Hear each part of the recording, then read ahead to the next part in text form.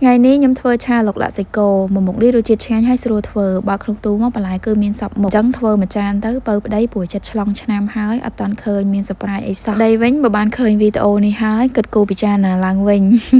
តោះអញ្ចឹងចូលមើលបន្លែគឺខ្ញុំមានសាឡាត់បន្តិចមានប៉េងប៉ោះពណ៌ខៀវនិងប៉េងប៉ោះពណ៌ក្រហមហើយនឹងខ្ទឹមបារាំងបន្តិចខ្ទឹមបារាំងហ្នឹងខ្ញុំហាន់ស្ដាងដាក់នៅក្រោមព្រោះប្តីខ្ញុំចូលចិត្តញ៉ាំអញ្ចឹងហើយជាមួយនឹងសាច់គោយើងទិញសាច់ល្អយកសាច់ផុយមកបញ្ឆាទៅឆ្ងាញ់មុននឹងឆាដំបូងគឺខ្ញុំមកលាយគ្រឿងសិនព្រោះស្រាប់អ្នកដែលគាត់រៀងយឺតដូចខ្ញុំអីលាយគ្រឿងចេះហើយទៅឆាទៅស្រួលរំតែថែមគ្រឿងអស់ខ្លាចខ្ទឹមខ្លាចអីអញ្ចឹងណាអញ្ចឹងគឺខ្ញុំដាក់ម្សៅស៊ុបស្ករសប៊ីចេងទឹកត្រីទឹកស៊ីអ៊ីវ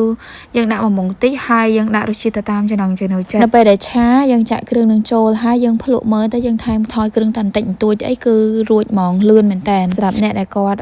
រៀងយឺតដូចខ្ញុំអីធ្វើអញ្ចឹងទៅលឿនប៉ុណ្ណឹងគឺខ្ញុំបានបន្ថែមទឹកចូលទៅបន្តិចហើយយើងកូរគ្រឿងនឹងឲ្យបានរលាយសព្វហើយទុកគ្រឿងនឹងម្លាយសិនតោះមកគឺខ្ញុំចាប់ផ្ដើមមកលាយម្រេចដែលម្រេចនេះគឺខ្ញុំមានស្រាប់នៅអន្ទះអញ្ចឹងខ្ញុំគ្រាន់តែដួសបន្តិចដាក់ចានមកយកមកលាយជាមួយនឹងម្ទេសបើសិនជាបងប្អូនចូលចិត្តខ្ទឹមសអីច្រាមខ្ទឹមសដាក់ក្នុងនឹងបន្តិចទៅក៏បានដែរខ្ញុំចាក់ទឹកដាំឆ្អិនចូលបន្តិចមិនបាច់ទឹកក្តៅទេឲ្យតែទឹកយើងដាំឆ្អិនចាក់ចូលមកល្មមទៅកុំឲ្យវាខាប់ពេកបន្ទាប់មកខ្ញុំច្បាច់ក្រូចឆ្មាម្រេចហ្នឹងកិនមកគឺមានលាយគ្រឿងស្រាច់ហើយអញ្ចឹងខ្ញុំអត់ហត់ថែមអំបិលថែមប៊ីចេងអីទៀតទេទឹកម្រេចហ្នឹងលាយរួចហើយទុកម្លាយឥឡូវនេះគឺខ្ញុំចាប់ផ្ដើមមកឆាឡុកឡាក់ដែលដំបូងគឺខ្ញុំដាក់ខ្លាញ់ចូលទៅក្នុងខ្ទះបើកភ្លើងនៅពេលដែលខ្លាញ់ឡើងក្តៅហើយគឺខ្ញុំដាក់ខ្ទឹមសចិញ្ច្រាំចូលឆាខ្ទឹមនឹងឲ្យបានឡើងឈ្ងុយឡើងពងកឡាតមកបានចាក់គ្រឿងចូលគ្រឿងដែលខ្ញុំលាយមុនហ្នឹងត្រង់កន្លែងនេះបើសិនជាអត់លាយអញ្ចឹងឲ្យហើយទេគឺខ្ញុំត្រូវដាក់ស្ករផងដាក់ប៊ីចេងផងទឹកត្រីផងច្រើនតង់អញ្ចឹងតរំតែដាក់ហើយនឹងខ្លោចខ្ទឹមហ្មងអញ្ចឹងជាទូទៅនៅពេលដែលខ្ញុំធ្វើឆាគឺខ្ញុំលាយគ្រឿងអញ្ចឹងឲ្យហើយ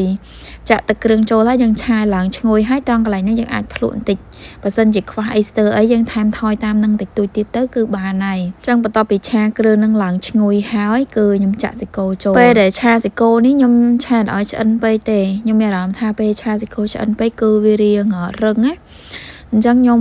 ឆាមើលវាតាមមកត្រឡប់ពីត្រឡប់មើលតាសាច់គោស្ពប់មកឆ្អិនល្មមទៅគឺបានខ្ញុំអត់ងាស់ឲ្យវាឆ្អិនពេកទេសាច់គោចាប់ផ្ដើមប្រែពណ៌ហើយគឺខ្ញុំដាក់ខ្ទឹមបារាំងចូលទៅក្នុងនឹងបន្តិចព្រោះខ្ញុំអត់សូវចូលចិត្តញ៉ាំខ្ទឹមបារាំងឆៅទេអញ្ចឹងខ្ទឹមបារាំងមួយគឺខ្ញុំហាន់ពាក់កណ្ដាលនៅឆៅពាក់កណ្ដាលទៀតខ្ញុំយកមកឆាឆ្អិនព្រោះប្តីខ្ញុំក៏ចូលចិត្តញ៉ាំខ្ទឹមបារាំងនៅស្រស់ៗខ្ទឹមបារាំងហ្នឹងក៏ខ្ញុំមិនងាស់ឲ្យវាដល់ឆ្អិនរលួយដែរគឺខ្ញុំឲ្យវាឆ្អិនមកល្មមញ៉ាំឆ្ងាញ់អញ្ចឹងតបមកគឺខ្ញុំលើកវាចុះពីភ្លើងហើយយកមកចាក់នៅលើបន្លែដែលខ្ញុំបានរៀបចំត្រៀមទុកចាំជាស្រេចនេះបន្លែហ្នឹងគឺបងប្អូនចូលចិត្តអីដាក់ហ្នឹងទៅសម្រាប់ខ្ញុំសាឡាត់បន្តិចបន្តួចអីទៅប៉េងប៉ោះបន្តិចប៉េងប៉ោះមានទុំខ្លះមានខ្ចីខ្លះហើយមានជាមួយនឹងខ្ទឹមបារាំងអីតិចតួចទៅតែប៉ុណ្ណឹងគឺរួចរាល់ហើយឡងតំណងក្តៅហុយអញ្ចឹងក្លិនឡើងឈ្ងុយបើមានពងទាចៀនដាក់ពីលើនឹងមកគ្រាប់អីទៅកាន់តែឆ្ងាញ់ចឹងសម្រាប់វីដេអូឆាឡុកឡាក់របស់ខ្ញុំក៏មានតែប៉ុណ្្នឹងទេបើសិនជាមានសំណួរឬចម្ងល់អីបន្ថែមបងប្អូនអាចខមមិននៅខាងក្រោមជួបគ្នាម្ដងទៀតនៅវីដេអូក្រោយៗជម្រាបលាបាយបាយ